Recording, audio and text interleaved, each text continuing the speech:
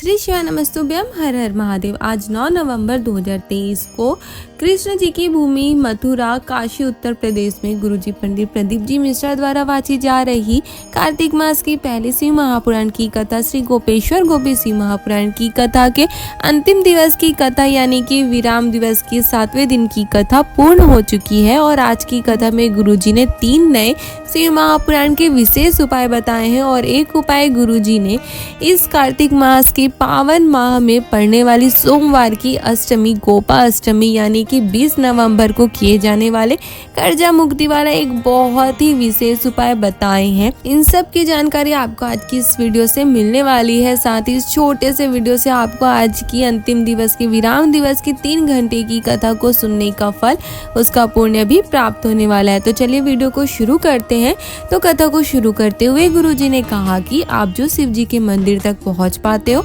शिव जी के मंदिर की सीढ़ी को चढ़ पाते हो, तो शिव महापुराण की कथा कहती है कि आप पर मेरे महादेव की कृपा होती है, मेरे महादेव का आशीर्वाद आपको प्राप्त होता है, मेरे महादेव की करुणा आप पर होती है। तब जाकर ये संभव होता है कि आप मेरे महादेव के मंदिर तक पहुंच पाओ, मेरे शिव जी के मंदिर की सीढ़ी चढ़ पाओ, मेरे शिव जी का दर्शन कर पाओ। कथा में आगे गुरुजी ने कहा कि अगर आप शिव जी की कृपा से शिव जी के मंदिर तक पहुंचते हो, शिव जी पर एक लोटा जल चढ़ाते हो और गलती से भी आपका कलश शिव जी से स्पर्श हो जाता है तो महादेव की कृपा आप पर हो जाती है, मेरे महादेव आपको सोना बना देते हैं। कथा में आगे गुरुजी ने कहा कि शिव महापुराण की कथा कहती है कि जब भी आप शिव जी के मंदिर जाओ, शिव जी पर एक लोटा जल चढ़ाओ तो कभी भी अधूरा मत जाना, पूरे मन से, पूरे आस से, दृढ़ विश्वास से शिव का होके शिव जी के मंदिर जाना, क्योंकि मेरे महादेव कोई भी अधूरी चीज स्वीकार नहीं करते। आपने देखा होगा जब आप राम जी के मंदिर जाते हो, कृष्ण जी के मंदिर जाते हो, नारायण जी के मंदिर जाते हो,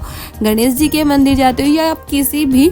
दूसरे देवी देवताओं के मंदिर जाते हो तो वहाँ मंदिर में नारियल को तोड़कर चढ़ाया जाता है। पर मेरे महादेव का मंदिर ऐसा होता है, शिवालय ऐसा होता है जहाँ पर नारियल पूरा महादेव को समर्पित किया जाता है। अगर आप राम जी के मंदिर, नारायण जी के मंदिर, गणेश जी के मंदिर जाकर आधा चावल यानी कि टूटा हुआ चावल भी समर्पित कर देते हो तो वो उसे स्वीकार कर लेते हैं, पर मेरे महादेव कभी भी टूटा हुआ चावल स्वीकार नहीं करते हैं। आखा दाना यानी कि चावल का साबुत दाना ही स्वीकार करते हैं। मेरे महादेव को बहुत कुछ नहीं चाहिए होता है, अगर आप एक आखा चावल भी शिव जी को समर्पित करते हो तो उसे स्वीकार कर लेते हैं, उन्हें चाहिए होता है तो पूरा। इसलिए शिव महापुराण की कथा कहती है कि जब भी आप शिव जी के मंदिर जाओ तो पूरे विश्वास के साथ, पूरे भरोसे के साथ ही जाना, तो ही मेरे महादेव आपके जल को, आपके विश्वास को, आपके भरोसे को, आपके उपाय को स्वीकार करेंगे और आपको आनंद और सुख प्रदान करेंगे।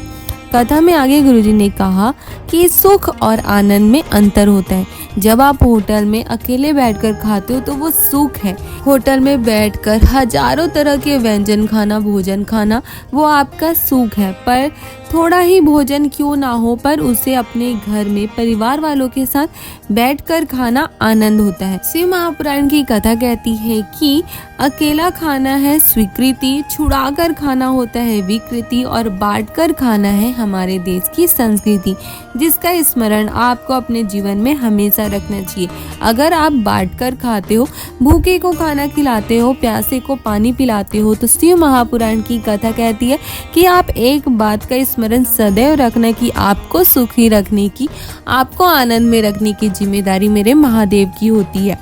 कथा में आगे गुरुजी ने आगे की कथा की इस वर्ष के अंत तक की यानी कि दिसंबर तक की सारी कथाओं की जानकारी देते हुए बताएं कि इसके बाद की कथा जो आज विराम हो रही है 9 नवंबर को, तो 15 नवंबर से अगली कथा होगी दीपावली के बाद। 15 नवंबर से 19 नवंबर तक 5 दिवसीय कथा धुलिया महाराष्ट्र में होगी। उसके बाद की कथा 21 नवंबर से 25 नवंबर तक 5 दिवसीय कथा नासिक महाराष्ट्र में होगी। गुरुजी ने कहा कि कार्तिक मास के आखिरी के दिनों में यह कथा होने वाली है और कार्तिक मास के आखिरी के दिनों में अगर आप कथा को सुनते हैं, अगर कोई उपाय करते हैं तो उसका बहुत ही विशेष फल आपको प्राप्त होता है। इसके बाद गुरुजी ने बताया कि इसके बाद की कथा 28 नवंबर से 2 दिसंबर तक 5 दिवसीय कथा ददौवा धाम में श्री हनुमान जी के चरणों में कथा होगी। 5 दिसंबर से 11 दिसंबर तक बड़े जटाधारी जलगांव महाराष्ट्र में शिव महापुराण की कथा होगी और 16 दिसंबर से 20 दिसंबर तक की कथा अमरावती में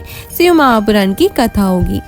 कथा में आगे गुरुजी ने कहा कि अगर आप कहीं जा रहे हो, बस से, गाड़ी से या पैदल कहीं भी जा रहे हो और आपको रास्ते में कहीं पर भी शिव जी का शिवलिंग अकेले में दिख जाए, जहाँ पर कुछ भी ना हो, ना कोई घर हो, ना कोई मंदिर हो, ना ही कोई दीवार हो, बस शिव जी अकेले में एकांत में बैठे हो, तो गुरुजी ने कहा कि आप एक बार रुक कर ऐसे एकांत में बैठे एकांतेश्वर महादेव का दर्शन अवश्य करें। अगर आपके गाड़ी में कोई कपड़ा रखा हो तो उसे निकाल कर शिवलिंग की सफाई अवश्य करें। आसपास अगर फूल के पेड़ ना हो तो किसी भी पेड़ की पत्ती मात्र अगर आप एकांतेश्वर महादेव को समर्पित कर देते हैं तो शिव महापुराण की कथा वर्णन करती है कि एकांतेश्वर महादेव का किया गया दर्शन, चढ़ाया गया एक पत्ती मात्र भी आपके 71 पीढ़ियों को तार देती है। उसका पुण्य आपके 71 पीढ़ियों को प्राप्त होता है। इतने विशेष होते हैं एकांतेश्वर महादेव और उनका दर्शन।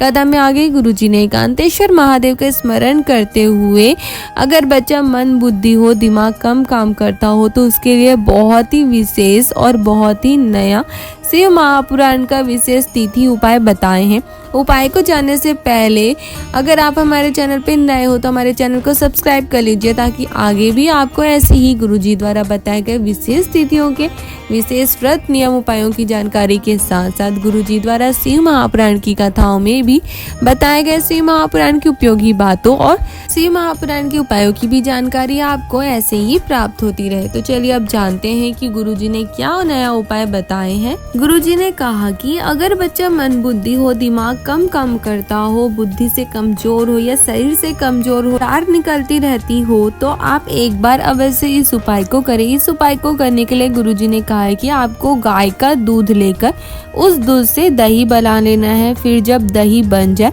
तो आपको 5 बेलपत्र और दही के साथ शिव जी की पूजन की पूरी सामग्री लेकर कहीं एकांत में मेरे एकांतेश्वर महादेव बैठे हो, जिसके आसपास कुछ भी ना हो, ना घर हो, ना दीवार हो, ना मंदिर हो,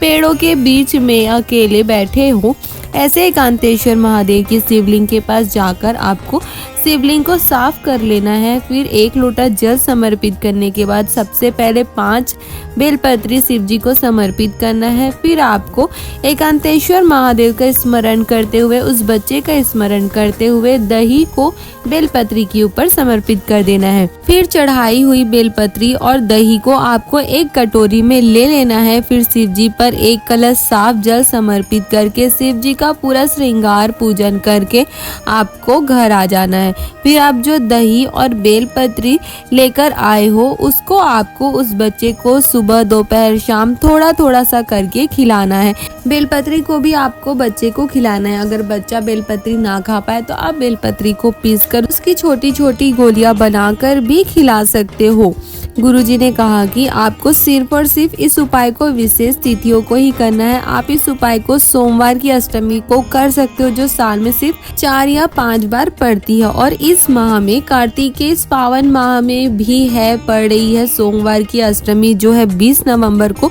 तो आप उस दिन भी इस उपाय को कर सकते हो। सोमवार की अष्टमी के साथ साथ आप इस उपाय को हर महीने जो मासिक शिवरात्रि पड़ती है, प्रदोष का दिन होता है, उस दिन भी आप इस उपाय को कर सकते हो। गुरुजी ने कहा कि शिव महापुराण की कथा कहती है कि अगर आप इस उपाय को 3 से 4 प्रदोष के दिन या शिवरात्रि के दिन कर लेते हैं तो आपके बच्चे की बुद्धि प्रबल होने लगती है। लार निकलता हो, पलंग में पड़ा रहता हो तो भी उसका विकास होना शुरू हो जाता है। मेरे महादेव का आशीर्वाद उस बच्चे को प्राप्त होता है और महादेव के आशीर्वाद से निश्चित ही उस बच्चे की बुद्धि प्रबल हो जाती है, तेज हो जाती है, क्योंकि मेरे एकांतेश्वर महादेव का दर्शन मात्र आपको सुख प्रदान करता है, आपको आनंद प्रदान करता है, आपकी सारी मनोकामनाओं को पूरी करता है। कथा में आगे गुरुजी ने एक और नया शिव महापुराण का उपाय, कर्जा मुक्ति उपाय बताए हैं। गुरुजी ने कहा कि अगर आपने किसी को पैसा दिया हो, रुपया दिया हो, कोई व्यापार में आपने पैसा लगाया हो, किसी व्यक्ति को पैसा दिया हो और वो आपको वापस ही नहीं कर रहा हो, आपने लाख कोशिश कर ली, मांग के थक गए, फिर भी वो आपको पैसा लौटा ही नहीं रहा हो, पूरा दम लगा लिए, बल लगा लिए, गिड़गिड़ा लिए, सब कुछ कर लिया, फिर भी आपका पैसा नहीं लौटा लौटा रहा है, या फिर आपके सर पर कर्जा बहुत ज़्यादा बढ़ गया है, किसी को आपको पैसा देना है, कोई आपको बार बार पैसे मांग रहा है, परेशान कर दिया हो पैसे मांग मांग कर, तो दोनों के लिए ही पैसा लौटा नहीं रहा है, उसके लिए भी, और स्वयं का कर्जा बहुत ज़्यादा बढ़ गया है, तो उसको चुकाने के लिए भी आपको इस विशेष तिथि उपाय को करना है। शिव महापुराण के इस विशेष उपाय को करने के लिए आपको 5 बेलपत्री, 5 सफेद पुष्प और 5 चावल के दाने हल्दी में भिगोए हुए लेकर आपको एकांतेश्वर महादेव के पास जाना है। और अगर एकांतेश्वर महादेव ना हो आपके आसपास, तो आप एकांत में कहीं दूर स्थान में जाकर, जहाँ पर कोई घर ना हो, सिर्फ पेड़ ही पेड़ हो, जंगल जैसा हो, ऐसे स्थान पर जाकर भी आप स्वयं पार्थिव शिवलिंग बनाकर भी इस उपाय को कर सकते हैं। एकांत में पार्थिव शिवलिंग बनाने के बाद आपको महादेव का पूरा अभिषेक पूजन करने के बाद आप जो 5 बेलपत्री, 5 सफेद पुष्प और 5 हल्दी में भीगे पीले चावल लेकर गए हो, उसे समर्पित करना है। सबसे पहले आपको चावल के दाने समर्पित करने हैं, पीले चावल के दाने, फिर आपको सफेद पुष्प समर्पित करना है और अंत में आपको बेलपत्री समर्पित करना है। आपको विशेष स्मरण रखना है कि आप इसी क्रम से ही सबसे पहले पीले अक्षत यानी पीले चावल जो आप लेकर गए उसे, फिर आपको सफेद पुष्प समर्पित करना है और अंत में आप जो बेलपत्री लेकर गए हो उसे समर्पित करना है। इसी क्रम से ही आपको इन सारी सामग्रियों को समर्पित करना है, पर ये सारी सामग्री आपको एक एक कर समर्पित करना है। सबसे पहले आप जब 5 चावल के दाने को समर्पित करें, तो आपको एक एक कर उस व्यक्ति का नाम स्मरण करते हुए, उस व्यक्ति का स्मरण करते हुए जो धन लेकर चला गया है, जितना पैसा लेकर गया है, या फिर आपको जिसका कर्जा चुकाना है, जितना पैसा चुकाना है, उसका स्मरण करते हुए पीले चावल के दाने को एक एक कर आपको समर्पित करना है। फिर एक एक करके आपको पूरे 5 सफेद पुष्प को स्मरण करते हुए इन्हीं बातों का शिव जी को समर्पित करना है। फिर 5 बेलपत्री को भी आपको एक एक कर अपने धन को जो लेकर चला गया है उसका स्मरण करते हुए, या जो कर्जा चुकाना है उसका स्मरण करते हुए समर्पित करना है। फिर अंत में आपको 1 अक्षत, 1 सफेद पुष्प और 1 बेलपत्री लेकर अपनी झोली में बांधकर घर ले आना है।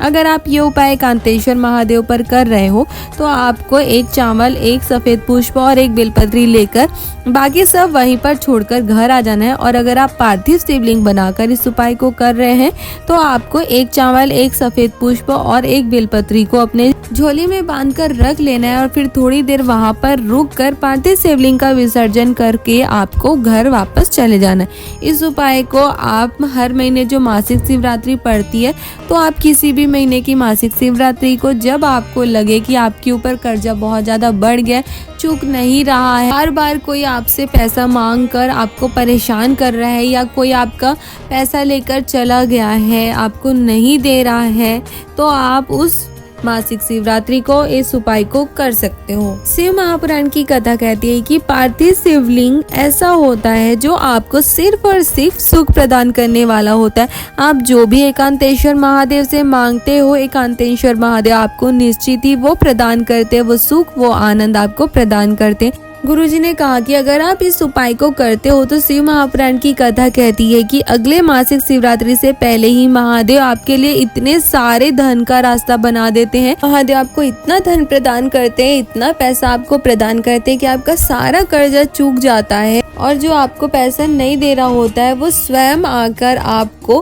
पैसा देकर जाता है। एकांतेश्वर महादेव उसकी बुद्धि को ऐसे पलट देते हैं, ऐसे बदल देते हैं कि वो स्वयं आता है और आपको आपके सारे पैसे देकर जाता है। अगर आपका भी बहुत ज़्यादा कर्जा बढ़ गया हो, अगर थोड़ा भी कर्जा हो, या किसी ने आपसे पैसे ले लिए हैं, व्यापार में आप लगा दिए हो, किसी को दे दिए हो और उसके बाद वो पैसा नहीं लौटा रहा, तो एक बार आप महादेव पर विश्वास करके, गुरुजी पर विश्वास करके, शिव महापुराण की कथा पर विश्वास करके, मेरे महादेव पर विश्वास करके एक बार बस आप इस उपाय को, मेरे एकांतेश्वर महादेव के इस उपाय को अवश्य करके देखें। निश्चित ही आपको इसका फल प्राप्त होगा। आपका सारा कर्जा मेरे एकांतेश्वर महादेव स्वयं चुका देंगे, और जो आपका पैसा नहीं दे रहा होगा उसे स्वयं मेरे एकांतेश्वर महादेव आपके पास लाएंगे और आपको वो पैसा देकर जाएगा। तो ये थी आज की कथा में गुरुजी द्वारा बताए गए विशेष उपायों की और विशेष शिव महापुराण के बातों की जानकारी। अगर आपको ये जानकारी अच्छी लगी हो, तो आप हमारे वीडियो को लाइक कर सकते हो